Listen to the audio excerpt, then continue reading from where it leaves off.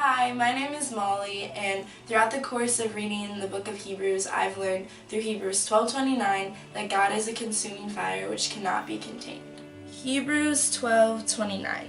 Therefore, since we were receiving a kingdom which cannot be shaken, let us have grace by which we may serve God acceptably with reverence and grace.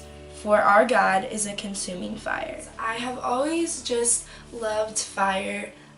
I love to watch it burn and just how it can burn away the old and make things new. And I read this verse, for our God is a consuming fire. And I love how it says our God, because He is our God, not just mine, He is everyone's. God is just so big in the way that He orchestrates things, and He's very powerful, but He's very warm and inviting. And a fire, I know when you come inside after a cold winter day, you just want to curl up by the fire and just surround yourself in it. With this consuming fire again, it's made me feel different because I kind of feel that fire within me when I think about God is in me and I am a fire. Every morning we have to light our candle, and it's sometimes hard, but just getting up and doing the work of the Lord and realizing that He is the eternal flame, and that if we are always with Him, we can be not burnt out.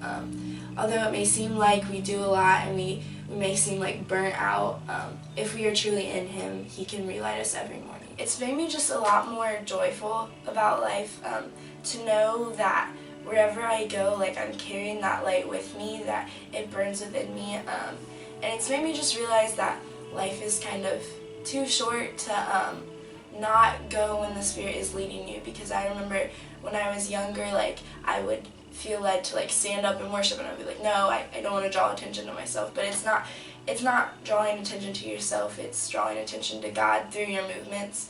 And a fire is going to draw attention anyway in the dark world. So that's kind of taught me that it's important to stand out. I should stand out, and to do it in a way that's not self-centered, to do it in a way to reflect that light. High school is just a really good mission field because, the whole world is broken, but especially teenagers who are lost, who stray from the light, stray from the fire. So I think any teenage girl or guy, if they're in high school, just to encourage them, because you really do make a difference. And I know it's not always very tangible, but we can be that light, especially just bonded together, and we are that fire. There are a lot of people who say they believe in Jesus, and you can believe that He was a man and that He walked the earth and that He died, but it goes to the point where you have to believe that it was for you, that if He could do it all over again, He would do it just for you. If you're younger and you're new in your faith, one really big thing I would say is to look for God. God is around all the time, and if you just take little moments out of your day just to stop and see Him, He really is there. And being in love with Him is a relationship, any marriage. I've heard people say date Jesus. It's kind of cliche, but it's so true. If you're in love with Him, everything you do, you can't wait to go and tell Him. You want to be this is what happened, I can't believe it.